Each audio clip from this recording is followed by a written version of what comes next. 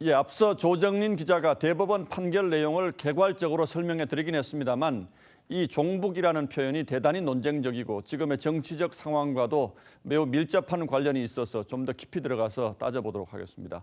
자, 강동 기자, 예. 판결이 대법원 가서 뒤집은 거죠? 예, 맞습니다. 앞서 리포트에서도 나왔지만 이 대법원이 판결을 뒤집은 근거로 삼은 것은 예. 바로 헌법에 나와 있는 표현의 자유입니다. 특히 이 정치적인 표현의 자유를 강조한 건데요. 종북이라고 비판한 사람이 바로 이 변희재 씨라는 점, 그리고 종북이라는 비판을 받은 사람도 이재명 지사라는 점이 이 대법원의 판결에 영향을 미쳤습니다. 그건 무슨 얘기입니까? 변희재와 이재명? 그러니까 정치적인 면으로만 이제 보자면요, 이 정치적으로 표현 행위가 명예훼손이 되려면 그 사실을 분명히 적시했어야 한다, 이런 얘기입니다.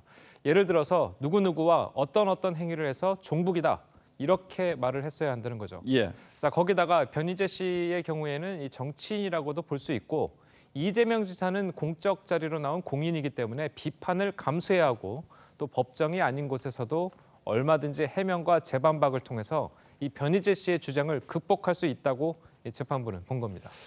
그런데 얼마 전에 배우 문성근 씨를 종북이라고 비판한 탈북자 출신 영화 감독이 처벌받은 적이 있잖아요. 이것과는 어떻게 다른 겁니까, 그럼? 예, 말씀하신 것처럼 지난해 12월이었죠. 이 탈북자 출신 영화 감독 이 정모 씨가 이 문성근 씨를 종북이라고 비판을 했었죠. 예. 그래서 대법원으로부터 명예훼손이 인정됐고 이 벌금형을 선고받았었습니다. 비판 수위도 이번에 변희재 씨와 좀 비슷했는데 판결이 갈린 결정적인 이유는 그 대상이 공인이냐 아니냐, 바로 이 부분이었습니다. 예.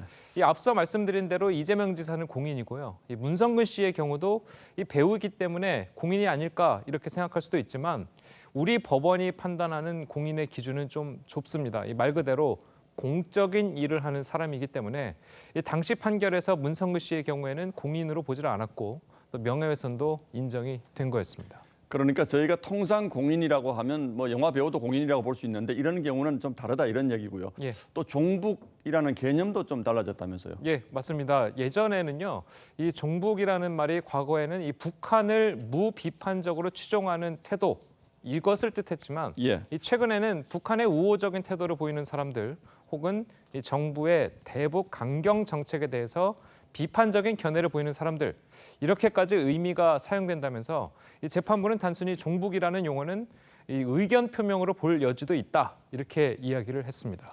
예, 어쨌든 이제는 이 종북이라는 표현에 너무 예민할 필요가 없고 특히 예. 공인이라면 더더욱 그렇다. 이게 이번 대법원의 결론이군요. 예. 강동원 기자 잘 들었습니다.